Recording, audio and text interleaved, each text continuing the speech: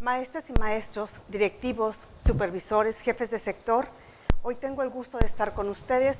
Mi nombre es Beatriz Aguilar Mireles, soy la coordinadora jurídica de la Subsecretaría de Educación Básica y hoy estoy participando con el tema La Nueva Escuela Mexicana, construyendo desde la Nueva Escuela Mexicana. Mi participación, con mucho gusto, es enfocada al marco normativo de la Nueva Escuela Mexicana.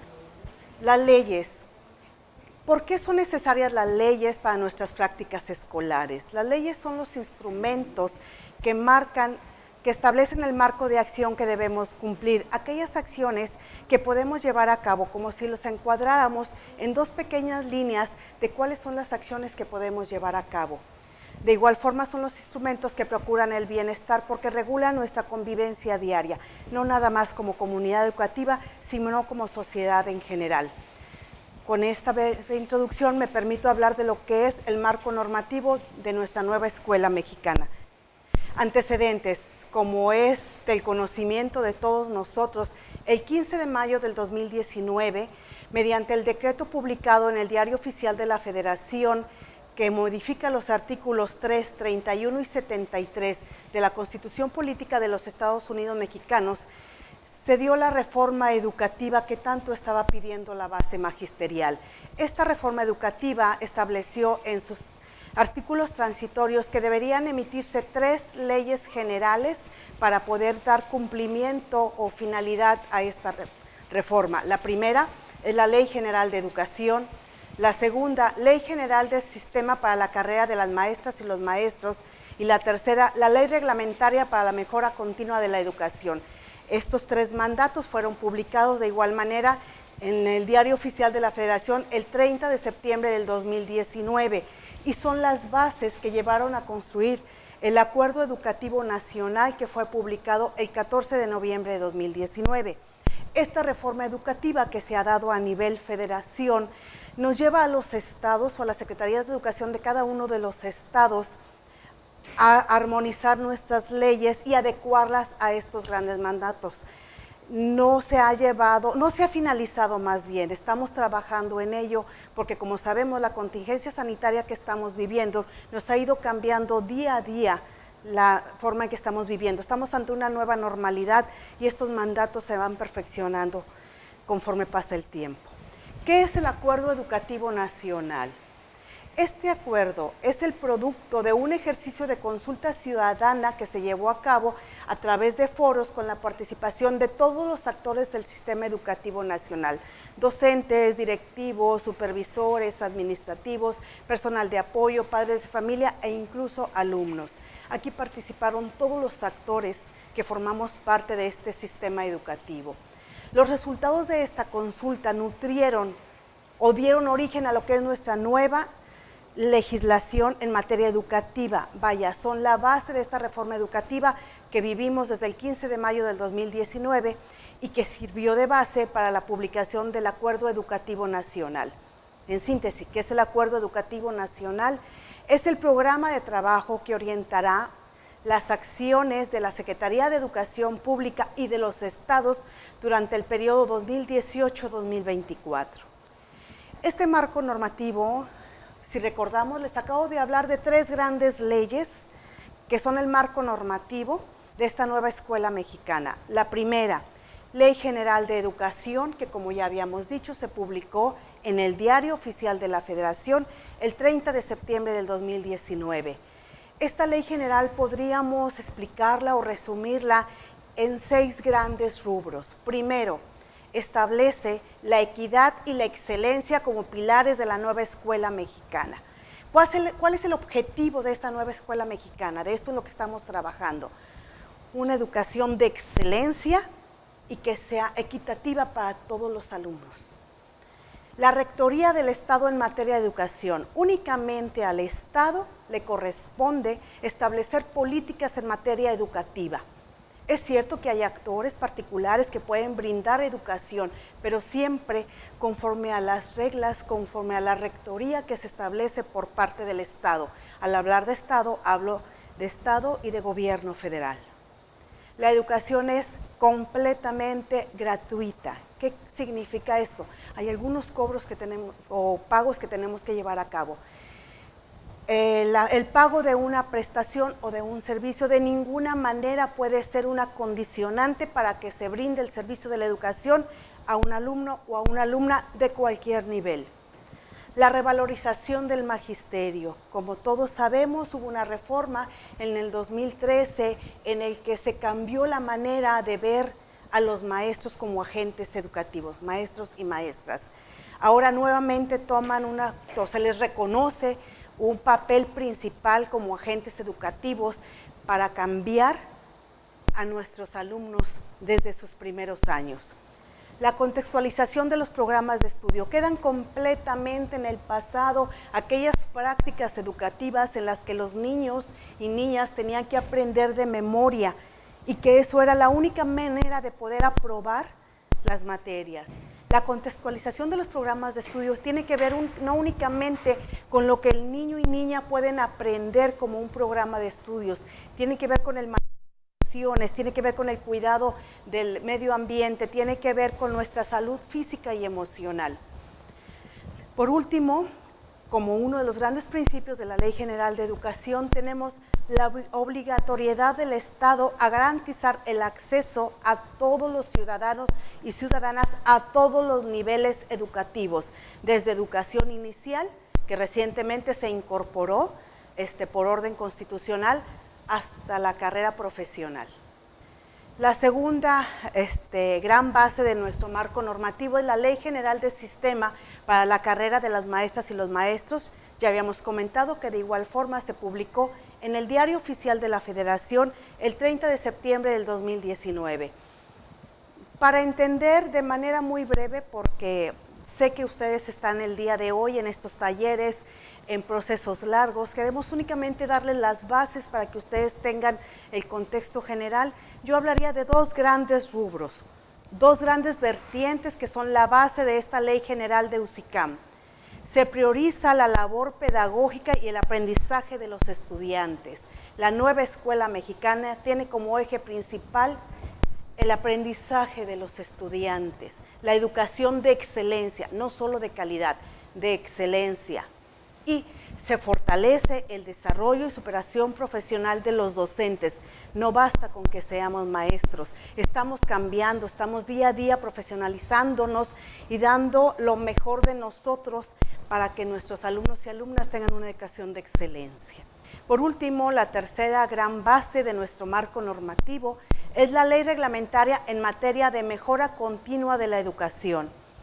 Aunque me vea repetitiva, fue publicada en el Diario Oficial de la Federación el 30 de septiembre del 2019, obedeciendo al mandato constitucional del 15 de mayo del 2019.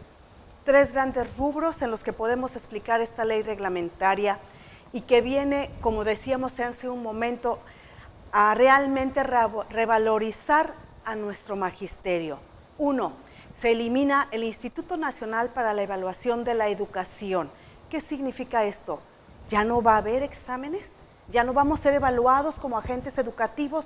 Sí vamos a ser evaluados, aquí lo vemos, se evaluará a todo el sistema educativo nacional, pero no con un objetivo o una visión de penalizar, de lastimar, de afectar derechos.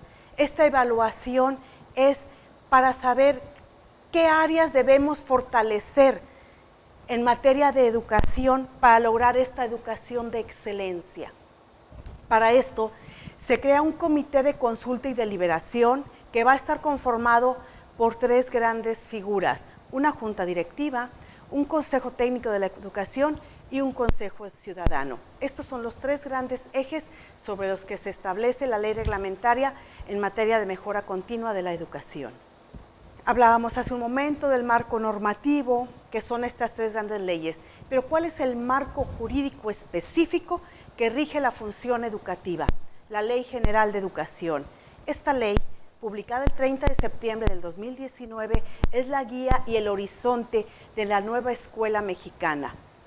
Quiero retomar lo que les había dicho en un momento. Esta nueva escuela mexicana busca una educación de excelencia, busca el fortalecimiento de nuestros agentes educativos y busca la mejora continua de la educación. Adelante. Para ello tenemos criterios orientadores que son la base de esta nueva escuela mexicana, esta nueva manera de enseñar o de aprendizaje, que en realidad ya lo veníamos desarrollando la mayoría de estos criterios en el día a día, pero que ahora se elevan a rango constitucional. El primero de estos criterios, la equidad. La maestra o el maestro deben atender al grupo de alumnos no como un todo uniforme, no con una guía en la que los alumnos deben adecuarse a la educación, sino poniendo especial atención a las necesidades educativas específicas de nuestros alumnos y enfocarnos en fortalecernos. La inclusión, que consiste en dar a cada alumno y alumna el acceso a una educación de excelencia, independientemente de características personales, geográficas, de situación económica, pero todo ello con docentes calificados, con los que vamos a estar trabajando como el día de hoy con ustedes para lograr una excelencia educativa. Tercero, la interculturalidad. Como todos sabemos, por eso México está representado como un cuerno de la abundancia, donde tenemos exceso, podríamos decirle, una variedad infinita de flores, de etnias, de costumbres. Somos un país rico en alimentos, rico en costumbres, somos un país colorido. Esta es la diversidad técnica y cultural que tenemos en México, y nuestra escuela pública debe darle acceso en todos sus contenidos, debemos dar práctica a la diversidad. Esto va muy ligado con la inclusión. No tenemos por qué incorporar a las etnias a nuestras costumbres. Tenemos que hacer esas costumbres que identifican a nuestras etnias, que identifican a nuestros grupos específicos, parte de la educación que les brindamos a nuestras alumnas y nuestros alumnos. Ello nos lleva a hablar de una educación integral. Estamos hablando de integrar a los alumnos con sus características especiales a nuestra educación, pero no vamos a buscar únicamente el aprendizaje lineal. Esta educación de excelencia nos lleva a buscar un desarrollo intelectual, físico, psicológico, moral y cívico de las alumnas y alumnos, hacerlos partícipes de nuestra patria, hacerlos sentir que somos parte de un todo que es México. Les decía, es la educación de excelencia. No vamos a buscar una educación de calidad hasta donde podamos dar. Vamos a buscar la excelencia como el objetivo de la nueva escuela mexicana, con principios de justicia social. A través de la educación, buscar eliminar todas aquellas condiciones de desigualdad económicas, regionales, de género, de discapacidad, para mejorar la vida, las condiciones de vida de las y los alumnos. Les comentaba, esta nueva Ley General de Educación tiene que llevarse a cabo con un enfoque humanista. Primero, una igualdad sustantiva que va íntimamente ligada a la equidad de género. Niños y niñas y jóvenes masculinos y femeninos deben tener igual oportunidad, de acuerdo a sus características, a la educación de excelencia. Por eso, en esta nueva escuela mexicana se prioriza, como ya veníamos haciéndolo desde hace mucho, como es mandato constitucional, como es parte de la reforma en materia de derechos humanos en México desde el 2011, de priorizar el interés superior de niños, niñas y adolescentes en todas las acciones, planes y políticas que el Estado determine en materia de educación y en todos los aspectos, para garantizar el respeto irrestricto de sus derechos. La mejora continua en la educación, tan es así que es un aspecto tan importante que les hablaba hace un momento, que tenemos una ley en materia de mejora continua. Esto nos lleva, este enfoque humanista, a hablar de un pensamiento crítico, que el alumno y la alumna no se queden con aquello que nosotros les compartimos, que los enseñemos a razonar, que los apoyemos, que los hagamos críticos, que ellos nos vayan forzando a nosotros como agentes educativos a lograr la educación de excelencia. Para esto es necesario fortalecer nuestro tejido social, es necesario que nos integremos todos y todas como ciudadanos, nosotros como agentes educativos, involucrar a padres de familia en la educación de sus hijos e hijas, involucrar a los alumnos y alumnas con sus opiniones, es escuchar a toda la comunidad educativa para lograr una educación de excelencia. Hablábamos hace un momento de la pluriculturalidad. Es muy importante el poder incorporar las características de cada uno de los grupos específicos de mexicanos y mexicanas a esta educación de excelencia. En esta Ley General de Educación tenemos, como les decía hace un momento, con el enfoque humanista, que resaltar los valores. Los valores son la parte más importante de la educación de nuestros niños y niñas, los valores que reciben desde casa, los valores que les vamos a seguir fortaleciendo en el día a día en las escuelas. Los niños pasan la mayor parte de su infancia en la escuela. Hay que contextualizar sus emociones, sus actitudes, hay que identificar de qué manera podemos fortalecerlos, de qué manera podemos apoyarlos, estar atentos de la manera en que ellos se van desarrollando, que van aprendiendo. Esto es el enfoque humanista. Algo muy importante y que la pandemia nos ha llevado a valorar realmente es el cuidado del medio ambiente. Un medio ambiente sostenible, no sustentable, sostenible. Un medio ambiente que se pueda ir regenerando a sí mismo. Si bien es cierto, esta pandemia que estamos sufriendo a nivel mundial ha traído muchas cosas malas, también es cierto que nos ha traído mucho aprendizaje. Nos ha enseñado que el cuidado del medio ambiente es primordial para la salud. De golpe, de la noche a la mañana nos encontramos ante una nueva normalidad. Nos encontramos que todo aquello que tal vez era demasiado importante en el aspecto económico o físico ha perdido su importancia. Nos hemos tenido que resguardar en casa para cuidar nuestra salud, para cuidar que nuestro medio ambiente vuelva a generar las condiciones necesarias para recobrar nuestra salud. Hace un momento les comentaba en el principio de equidad que tiene que ser con perspectiva de género. Niños y niñas por igual debemos garantizarles su acceso a una educación de excelencia, tomando en cuenta sus condiciones fisiológicas y de pensamiento derivadas de su género. Las niñas en su adolescencia y los niños también llevan procesos físicos distintos que los llevan a tener una participación diferente en la educación. Tenemos que respetarlos y tenemos que incorporarlos. Otro de los enfoques humanistas que debemos respetar es la identidad y el sentido de pertenencia, que va íntimamente ligado a la inclusión. Yo puedo ser diferente, yo puedo opinar diferente. Yo como alumno, como alumna, tengo derecho a ser diferente al resto, pero sin embargo soy parte de una comunidad y ello me lo da mi nombre, mi familia. En esta Ley General de Educación tenemos 5 grandes rubros que nos van a normar cómo construir esta nueva escuela mexicana. El artículo 14 de esta Ley General de Educación, que está en el capítulo 1 del título 2, nos dice que para el cumplimiento de estos fines y criterios de la educación de excelencia, quiero insistir, se debe promover un acuerdo educativo nacional. Hablábamos de que ya se publicó el 19 de noviembre de 2019 y que nos habla de 5 grandes fines o criterios. El primero, en el que ya hemos venido haciendo énfasis: niños, niñas, adolescentes y jóvenes son en todo momento la prioridad del sistema educativo nacional. El segundo fin o criterio es que las maestras y los maestros son los agentes fundamentales del proceso educativo. Sin la base, sin la profesionalización de nuestras maestras y los maestros, no podremos lograr esta educación de excelencia. 3. La escuela concebida como un centro de aprendizaje. La educación la enseñamos en casa. A la escuela vamos a aprender, pero a la escuela ya llegamos con la educación que nos hemos dado en casa, que nuestros padres y madres nos hemos involucrado para, volvemos a lo anterior, a dar valores, a dar comportamiento, a fortalecer la parte emocional.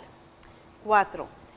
Desarrollar planes y programas que reflejen los contextos locales y regionales. En nuestro estado de Tamaulipas, en nuestro México querido, la parte norte tenemos un comportamiento muy distinto a la zona sur, a la zona centro, a la zona de la costa, a la zona de lo que es montañas. Entonces, todo este contexto regional y de educación y de etnias y de diversidad debe reflejarse en estos planes y programas de estudio en la nueva escuela mexicana.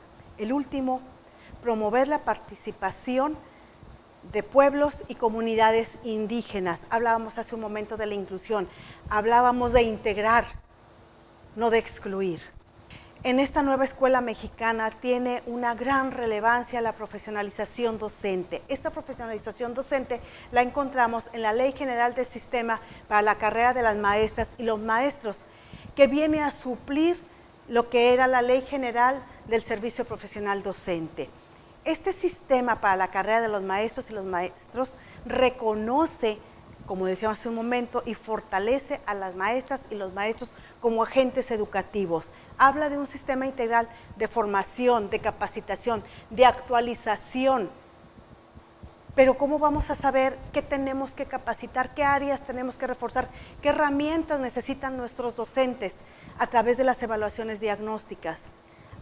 Casi al inicio de mi participación les explicaba, no hablamos de una evaluación diagnóstica represiva ni de penalización. Ahora hablamos de una evaluación diagnóstica para fortalecer, para mejorar, para dotar a nuestros docentes de las herramientas necesarias para lograr una educación de excelencia. Por esto se creó un sistema para la carrera de las maestras y los maestros que les dé estabilidad, no que les genere incertidumbre.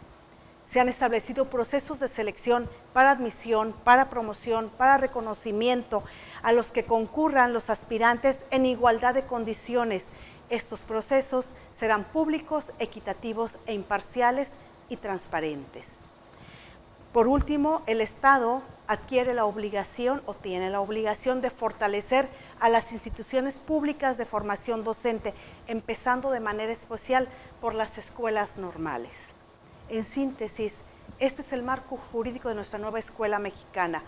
Por último, hablamos de la educación inicial. En esta reforma constitucional se establece como obligatoria la educación inicial y que debe ser otorgada por parte del Estado. Muchas gracias por acompañarnos el día de hoy. Soy Beatriz Aguilar Mireles, de la Subsecretaría de Educación Básica.